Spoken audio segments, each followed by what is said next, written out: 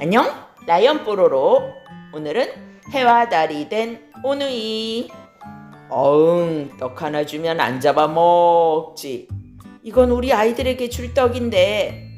얘따. 떡 하나 주면 안 잡아먹지. 이런 못된 호랑이 같으니 얘따. 엄마는 그렇게 10고개를 넘으면서 떡을 호랑이에게 모두 빼앗겼어요.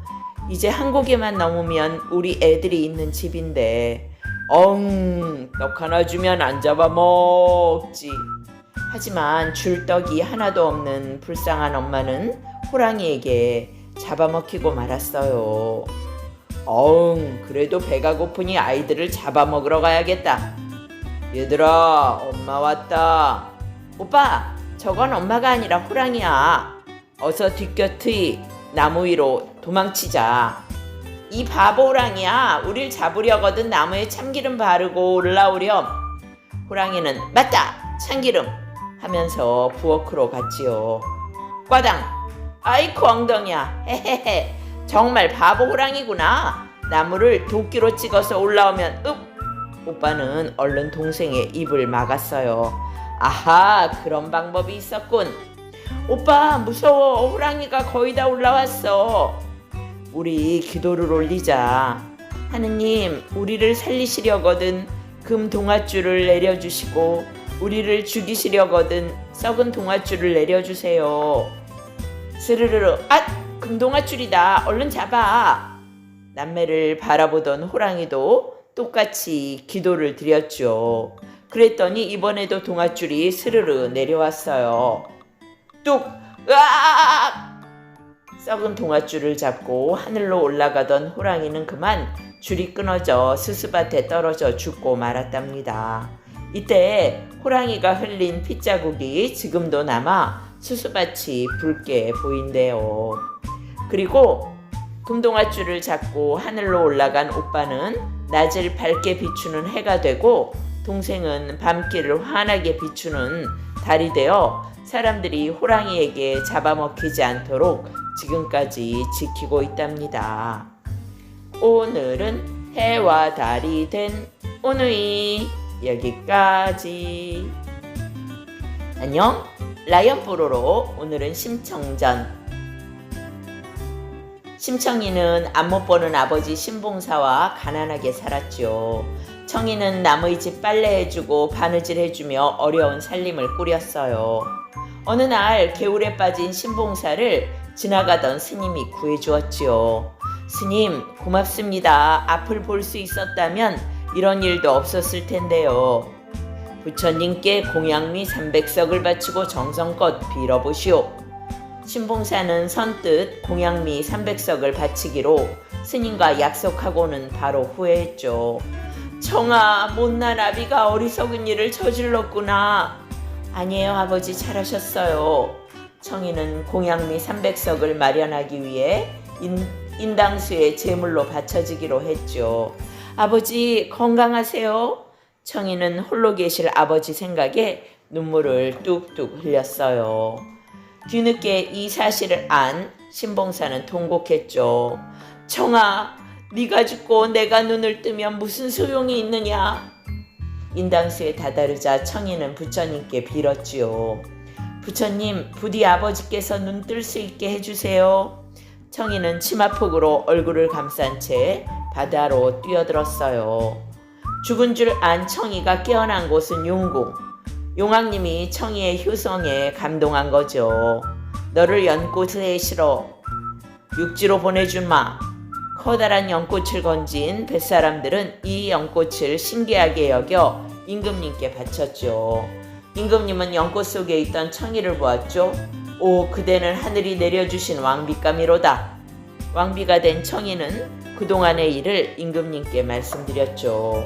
임금님은 신봉사를 찾기 위해 장님을 위한 잔치를 열었어요.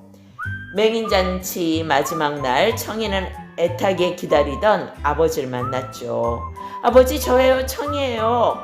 내 딸 청이로구나. 어디 좀 보자. 기뻐서 소리치는 순간 신봉사 눈이 번쩍 뜨였죠. 보인다 보여. 내 딸 청이가 보여. 그 후 청이는 아버지를 모시고 행복하게 살았답니다. 오늘은 심청전 여기까지. 안녕, 라이언 뽀로로. 오늘은 은혜 갚은 두꺼비.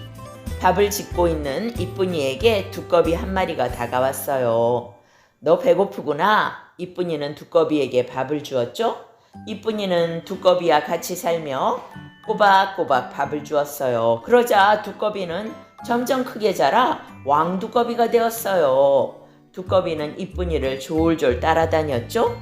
이쁜이도 두꺼비가 동생같이 귀엽고 친구처럼 좋았어요. 그런데 이 마을에는 1년에 한 번씩 뒷산에 사는 지네에게 제물을 바쳐야 했죠.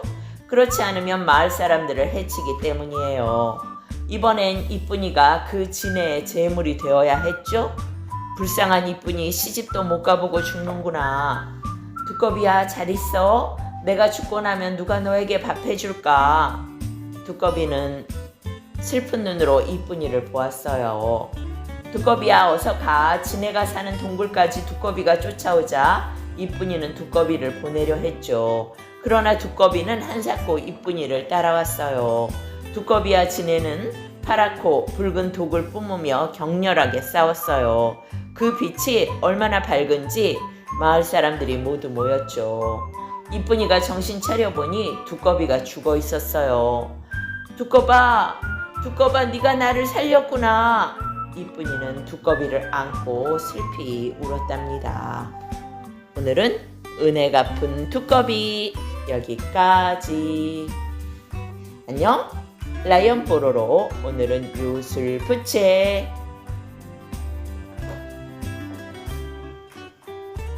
매일 부자가 되게 해달라고 빌던 숫장수가 어느 날 집 앞에서 부채 2개를 주었어요.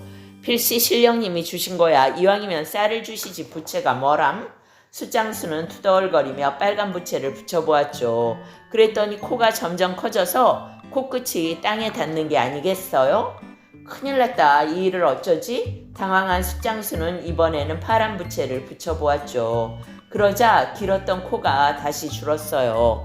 이제 보니 요술부채로구나. 어디 나도 한번 부자가 되어볼까? 숫장수는 부자 영감님 환갑잔치에 가서 취한 영감님에게 빨간 부채를 붙였죠. 영감님 코가 길어지자 영감님은 펄쩍 뛰었죠. 내 코가 왜 이래? 누가 내 코를 고쳐주시오. 제가 고쳐보겠습니다. 숫장수는 몰래 파란 부채를 붙였죠. 영감님 코가 다시 줄어들자 숫장수에게 고맙다며 큰 돈을 주었죠. 와, 부자 되기 쉽다. 집에 돌아간 숫장수는 코가 얼마나 길어질지 궁금하여 계속 부채질했어요. 그랬더니 코가 하늘나라까지 닿은 거예요. 저걸 묶어라. 옥황상제님이 명령했어요. 숫장수는 놀라 파란 부채를 붙였죠. 코는 순식간에 줄어 숫장수의 몸이 하늘나라까지 딸려 올라갔어요. 저걸 풀어버려라. 묶였던 코가 갑자기 풀리자 숫장수의 몸은 높은 하늘에서 뚝 떨어지고 말았어요. 오늘은 요술부채 여기까지. 바이바이. 안녕, 라이언 뽀로로. 오늘은 혹부리 영감. 나무하러 온 혹부리 영감은 어두운 산속에서 길을 잃었어요. 옳지, 저기 빈집이 있구나. 혹부리 영감은 빈집으로 들어갔죠. 심심한데 노래나 불러볼까? 혹부리 영감은 신나게 노래 부르기 시작했어요. 어허, 노랫소리 좋다. 당신들은 누구시오? 우리는 도깨비인데 영감 노랫소리는 어디서 나는 거요? 노랫소리는 이 혹에서 나는 거요. 그 혹을 우리에게 주시오. 도깨비들은 순식간에 혹을 떼어 가진 후 보물이 가득 든 자루를 두고 갔어요. 이웃사는 욕심쟁이 혹부리 영감도 착한 혹부리 영감이 부자 되었다는 소문을 들었죠. 나도 혹되고 부자 돼야지. 욕심쟁이 혹부리 영감은 빈집을 찾아가 밤되길 기다렸죠. 어디 나도 노래 불러볼까? 그러자 금세 도깨비들이 나타났죠. 이 거짓말쟁이 영감 잘 만났다. 어서 내 혹 떼어가고 보물을 주시오. 그래, 보물을 주지. 여기 있다, 네 보물. 욕심쟁이 혹부리 영감은 깜짝 놀랐죠. 도깨비들이 보물이라며 던져준 것은 이웃마을의 착한 혹부리 영감 혹이었어요. 혹 때려다 혹 붙였네. 오늘은 혹부리 영감 여기까지. 바이바이. 안녕. 라이언 뽀로로. 오늘은 견우직녀 7월 7성날 단 한 번만 만나는 견우직녀의 이야기예요. 하늘나라 공주님 직녀는 하루하루 배 짜는 일로 보냈죠. 직녀의 배 짜는 솜씨는 최고였어요. 오늘도 우리 직녀공주가 열심히 배를 짜고 있구나. 하늘의 임금님도 직녀를 매우 사랑했어요. 오늘은 바깥 공기를 좀 쐬고 와야겠구나. 직녀는 친구들과 궁궐 밖을 건너다 소를 몰고 가는 견우를 만났어요. 그날 이후 직녀는 배 짜는 일도 잊은 채 견우를 만났고, 견우는 소를 돌보는 일도 잊은 채 직녀를 만났죠. 하늘나라 임금님은 해야 할 일을 하지 않고 만나기만 하는 견우 직녀를 은하수를 사이에 두고 동쪽과 서쪽으로 멀리 떨어뜨렸어요. 견우 직녀는 은하수를 향해 열심히 걸었죠. 하지만 은하수를 건넌 사람은 지금껏 아무도 없었답니다. 아이 불쌍해라. 우리가 좀 도와주는 게 어때? 잘 들어. 우리가 모두 모여 은하수를 건널 수 있는 다리를 만드는 거야. 까치와 까마귀가 서로 돕겠다고 나섰죠. 까치와 까마귀, 오작이라고 하죠. 그래서 1년에 한 번 음력 7월 7일이면 까치와 까마귀의 도움으로 견우와 직녀는 은하수를 건너 서로 만날 수 있게 되었답니다. 이 두 사람은 1년에 한 번밖에 못 만나기 때문에 눈물을 흘린다고 해요. 그래서 7월 7석에는 비가 오고 까치와 까마귀가 만든 다리라고 해서 오작교라고 한대요. 오늘은 견우직녀 여기까지. 안녕. 라이언 뽀로로. 오늘은 선녀바위. 선녀님, 저게 뭐지? 하늘에서 무언가 나풀나풀 내려오고 있었어요. 가봐야겠다. 선녀님, 왜 울고 계세요? 저는 옥황상제님의 노여움을 사 쫓겨난 하늘나라 선녀랍니다. 돌쇠는 선녀가 불쌍했어요. 선녀와 함께 살게 된 돌쇠는 어느새 선녀를 사랑하게 되었죠. 선녀의 난군이 되고 싶소. 돌쇠님, 제가 만약 돌쇠님과 혼인하면 1년밖에 못 살아요. 1년 후에 다시 하늘로 올라가야 돼요. 이 말에 돌쇠는 선녀의 손을 꼭 잡았죠. 안 돼요, 선녀. 부부의 인연은 영원할 것이오. 무슨 일이 생기더라도 같이 합시다. 돌쇠는 선녀와 결혼하고 행복하게 살았어요. 그러나 선녀가 하늘에서 내려온 지 1년째 되는 날, 땡 어디선가 종소리가 울렸죠. 여보, 무서워요. 하늘에서 절 부르는 소리예요. 걱정 마오. 나는 절대로 당신 곁을 떠나지 않을 테요. 죄를 뉘우치라 했거늘 인간과 함께 살다니. 화가 난 옥황상제님은 돌쇠와 선녀에게 벼락을 내렸죠. 하지만 무서운 벼락도 돌쇠와 선녀를 갈라놓을 수 없었어요. 돌쇠와 선녀는 벼락에 맞아 돌이 되어 지금까지도 함께 있답니다. 오늘은 선녀바위 여기까지. 바이바이. 안녕. 라이언 뽀로로 평강공주와 바보 온달. 옛날 고구려의 평원왕에게는 평강이라는 울보 공주님이 있었죠. 얘야, 계속 울면 바보 온달에게 시집 보낸다. 참 신기한 일이야. 바보 온달 얘기만 나오면 울음을 뚝 그치니 말이야. 어느덧 시간이 흘러 평강공주도 어엿한 숙녀가 되었죠. 이제 공주도 결혼할 때가 되었구나. 네, 전 온달님과 결혼하겠어요. 뭐라고? 이 나라 공주가 바보야? 하지만 평강공주는 막무가내로 고집 피웠죠. 아버님께서 항상 절 바보 온달에게 시집 보냈다고 하셨으니 그렇게 하겠습니다. 결국 평강공주는 대궐 밖으로 쫓겨나고 말았죠. 평강공주는 사람들에게 물어물어 바보 온달의 집으로 갔어요. 어머님, 온달님, 저는 평강공주인데 온달님과 혼인하게 해주세요. 전 이제 갈 곳이 없어요. 그날 이후 온달은 평강공주와 함께 살며 학문을 배우고 무예도 열심히 닦았죠. 그러던 중 나라에 큰 제사가 열리게 되었어요. 온달님, 이번 제사에서 무사들이 잡은 짐승 중 가장 크고 좋은 것을 골라 제사 지낸다고 하니 부디 최선을 다하세요. 알겠소.